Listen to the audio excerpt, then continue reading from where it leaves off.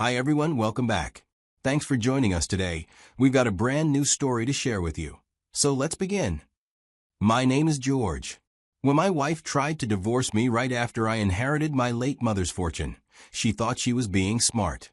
I had no idea that the woman I built my life with would turn on me the moment I was at my most vulnerable. She assumed she'd walk away with half of the inheritance. But she was wrong, and she was about to find out.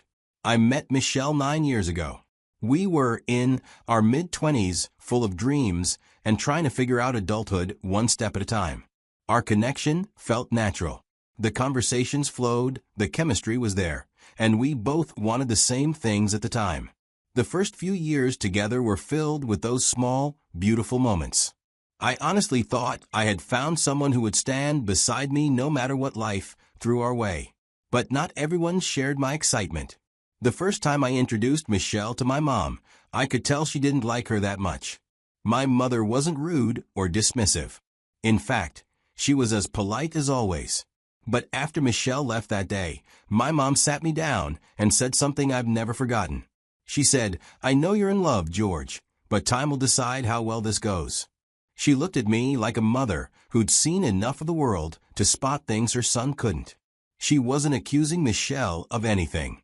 She made something clear by saying, "I don't hate her, but you're my only child, and I need you to move with your eyes open." That conversation stuck with me, but at the time, I saw it as just a motherly concern. I thought she was being overly protective. I took her advice, in part, and didn't rush into marriage. Michelle and I dated for a few years before tying the knot. And when we finally got married, I thought we were ready. But looking back now, I realized my mother picked up on something that I, in all my infatuation, missed. Even after we got married, the relationship between Michelle and my mom stayed the same, cordial, but cold. There was never any blow-up or argument, just distance. My mother remained polite, but reserved, the kind of reserved that tells you she's watching everything, but won't say more unless she has to. She never tried to interfere in our marriage. She respected my decisions, even if she didn't agree with them. But she never got close to Michelle, either. There were no long chats over tea or bonding moments between them. At the time, I told myself that was normal. Not everyone becomes best friends with their in-laws. I figured as long as they weren't hostile, it was fine. The first few years of our marriage were mostly steady. There were the usual ups and downs, learning to live together, adjusting to each other's habits, figuring out how to build a life side by side. We had our arguments like any couple, sure, but nothing major. I had spent years working a steady job in the corporate world. It was safe, but it wasn't fulfilling. I had this itch to create something for myself, to stop trading hours for someone else's dream. So, 2 years into the marriage, I made the jump. I left my job to start my own agency. It wasn't a reckless move because I had done my homework. I saved up. I built a small team. For a while, things were okay. But then, one of my employees messed up badly on a major project. This was a complete disaster. We lost not one, but our 2 biggest clients. They pulled out immediately, and the agency's lifeline was cut off. Those 2 clients made up more than half of our revenue. And when they left, it felt like someone yanked the floor from beneath my feet. I tried to stay calm and rebuild. I reached out to potential new clients. I updated our pitch deck. I chased every lead I could find. But none of them came close to filling the gap. The agency went into what I can only describe as limp mode. We were still technically running, but without enough income to keep us afloat. Every week, I watched our balance dip lower. Every night, I went to bed knowing the numbers didn't add up anymore. After 2 months of trying to hold it together, the stress started leaking into our home life. The bills didn't pause. The groceries didn't buy themselves. I did my best to keep the house running, but it wasn't enough. And Michelle wasn't having it. The patience I thought she had has vanished. She started getting cold, angry, and bitter.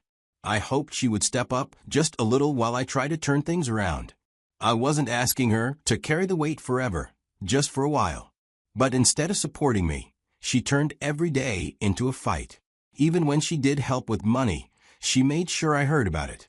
loudly. She'd complain, sometimes for hours, about how I had left a perfectly good job to chase a business that was collapsing in real time. And, to be fair, I understood where the frustration was coming from. But what hurt most was how quickly she started pointing fingers, like none of this affected both of us. Like I had somehow dragged her into a mess just to watch her suffer in it. It wasn't just the money that created the cracks. The truth is, things between us had already been shifting. We had hit a rough patch even before all this financial pressure showed up.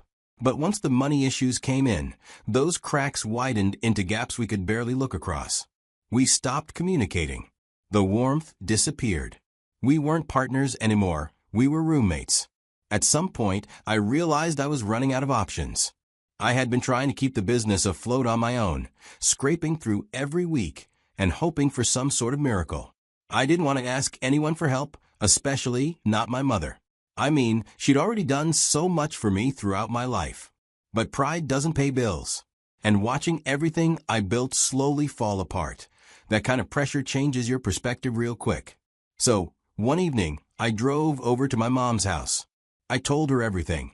How the agency was sinking, how I'd lost my top clients, how I had tried to fix it quietly, but I couldn't pull it off alone. I thought maybe she'd be disappointed or give me one of her "you should have known better" talks. But she didn't. She listened, nodded slowly, and after a few seconds of silence, she stood up, walked over to her drawer, pulled out a folder, and said, "Take this. It should cover what you need to get back on your feet."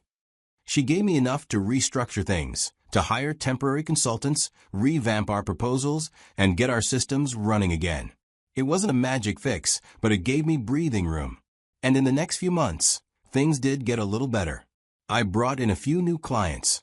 They weren't as big as the ones I lost, but they helped stabilize the cash flow. I stopped waking up in cold sweats, thinking the office would shut down next week. I felt like I could finally breathe again. But while the business was healing slowly, the marriage wasn't. That was the hard part. You'd think the financial relief would ease the tension between us. But instead, it just exposed how far we'd drifted from each other. Michelle and I barely talked. When we did, it was surface level. We weren't spending time together, not because of work schedules, but because we stopped making an effort. We'd eat in the same room, but barely make eye contact. We slept in the same bed, but felt like strangers. I'd try sometimes, but it always ended with one-word answers or silence. We both knew something was breaking, but neither of us wanted to say it out loud. So we just lived like that for months. One evening, out of the blue, I got a call from my mother. Her voice was soft, but there was a seriousness in her tone I hadn't heard before. She asked if I could come see her the next day. I knew something wasn't right. The next day, I drove over to her place, thinking maybe she just needed help with something around the house. But when I sat down, the look on her face told me this wasn't about leaky taps or groceries. She told me that she had ovarian cancer, not just recently diagnosed. She had been living with it for nearly a year. It was already late stage. The treatments she'd been doing weren't working the way she hoped. Her doctors told her it was time to stop thinking in terms of years and start thinking in terms of months. That moment shattered me. I sat there completely still, trying to process it, but everything felt like a blur. My mother was my rock. Ever since my father passed away 12 years ago, she had been the one constant in my life. Hearing that I was going to lose her, it was like hearing that the ground beneath me was about to crack wide open. I remember just sitting there, looking at her hands, thinking how many times those hands had held mine when life got rough. And now I was the one being told to prepare to let go. The weeks that followed were some of the hardest I've ever lived through. I tried to keep my agency running, tried to keep my head above water professionally, but my heart wasn't in it. I was either at the hospital, sitting by her side, or mentally stuck in that hospital room, even when I wasn't physically there. Watching someone you love slowly fade away is not something you can describe properly. I would sit there and hold her hand, sometimes in silence, sometimes talking about nothing, because I didn't know how to talk about goodbye. I told Michelle what was going on, and at first, she reacted with sympathy. She said all the right things. But as time went on, I started noticing how little she was actually showing up. She visited the hospital a few times, but not often. When I asked, she'd say work was overwhelming or that she found hospitals depressing. I didn't press her. Truth be told, I'd already accepted that she and my mother never had a close relationship. They were cordial, polite, even, but there was never that real warmth. So I stopped expecting more. I didn't want to fight while I was already drowning emotionally. 2 months. That's how long my mom stayed in the hospital before her body gave up. 2 months of watching the strongest woman I know slowly lose her strength. And when she finally passed, even though I had seen it coming, I still wasn't ready. She had always told me that when her time came, she didn't want fanfare. She didn't want people flying in or making speeches. She wanted to be buried quietly, without delay. So I made sure that's exactly what happened. I buried her the next day, just like she asked. I took care of everything: the funeral home, documents, the service. I remember standing by her grave, listening to the pastor speak, and thinking, how do you keep going when the person who taught you how to survive is no longer here to guide you? That was the beginning of a very dark season in my life. One I thought I'd be facing with my wife by my side. But I would learn soon enough she had a different plan. A week after I buried my mother, I got a call that caught me off guard. It was from her lawyer. He asked if I could come by the office whenever I had a moment. I set the appointment for the next afternoon. Now, walking into that office felt heavy. I hadn't even begun to adjust to the fact that I couldn't just pick up the phone and hear my mother's voice. I expected the meeting to be about paperwork, maybe to sign off on funeral costs or close her accounts. The lawyer pulled out a thick file. He told me that before her health got worse, my mother had restructured her finances. She didn't just leave behind money. She placed everything into a trust. I sat there quietly while he explained what that meant, because truthfully, I had no clue. He broke it down for me in plain language. A trust is like a locked box that holds someone's money or assets, but only certain people can access it, and only under specific conditions. I was the only person listed in the trust. There were no other beneficiaries. Everything she had was all in there for me. But it wasn't money I could just grab the next day. She set it up with clauses that showed just how much thought she put into protecting me, even after she was gone. The most important clause said I couldn't access the full amount until after a 3-year stability period. That meant I had to wait 3 years, during which my life had to remain steady. No big personal disasters, especially no divorce. On top of that, if I ever got divorced during those 3 years, or if I was even in the middle of a divorce, my spouse would be completely cut off from ever touching a kobo of that trust. Not a cent. Not indirectly. Not through the courts. Not even through negotiation. The money was shielded completely from marital property laws. I remember sitting there with the folder in my hands, just staring at it. My first reaction was confusion. I kept wondering why my mother would go to these lengths. Did she not trust Michelle? Did she not trust me? Was this her being too careful, or did she see something in Michelle that I had ignored? But the truth is, my mother had always been private and careful. She never told me how much she was worth, never showed off, never bragged. She just lived quietly, and apparently planned quietly too. I didn't question her choices. Part of me knew deep down that she just wanted to be sure I was protected, no matter what happened. I left the office that day in a fog. I told Michelle that I'd met with the lawyer and that my mom left me an inheritance. I didn't mention the trust. I didn't talk about the waiting period or the clauses. I figured it wasn't the time, and honestly, I didn't think it would matter. When I told her about the inheritance, she barely looked up from her phone. All she said was, "Your mom was so organized." Maybe she didn't know what to say, or was trying to be careful not to seem greedy. But now I know better. Her reaction was calculated. She was already thinking ahead. I just didn't know it yet. 2 weeks after I told my wife, Michelle, that my mom had left me an inheritance, I got served on a regular workday. I was at the office, in the middle of reviewing reports, when a man walked in and asked for me by name. He was a process server. He handed me a sealed envelope and said, "You've been served." When I opened the envelope, I felt like the floor dropped beneath me. It was a notice of petition for dissolution of marriage. In plain terms, Michelle was filing for divorce. The stated reason was irreconcilable differences. I just sat there for a minute, stunned. Sure, we hadn't been perfect lately. Our communication had dropped, and things between us weren't like they used to be, but we hadn't even argued recently. There were no warning signs, no "we need to talk" conversation. Just that letter. When I got home that evening, I walked straight to her and asked, "Why? Why are you divorcing me, without even trying to talk to me first?" She didn't flinch. She didn't even look at me properly. She just said, "We've grown apart. Let's be adults about it." Then she walked away like she had already made peace with whatever she had planned. I didn't even know how to react. I stood there, feeling like I was speaking to a stranger.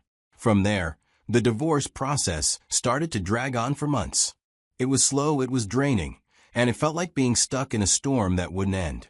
During mediation, Michelle came in swinging. Her lawyer confidently demanded 50%, half, of all present and future marital assets. The key words there, future assets. She assumed that included the inheritance from my mom. I hadn't told her the fine details of how it worked because, frankly, I didn't think I needed to. I never even touched the money yet. Everything was still locked away in a trust, just as my mother had arranged before she passed. What Michelle didn't know, and what her lawyer apparently didn't bother to verify, was that my mom had put very strict conditions around the inheritance. And if I were in the middle of a divorce during that period, my spouse was completely cut out. During one of the mediation sessions, the trust's legal structure finally came up. My lawyer brought in the documentation and explained it.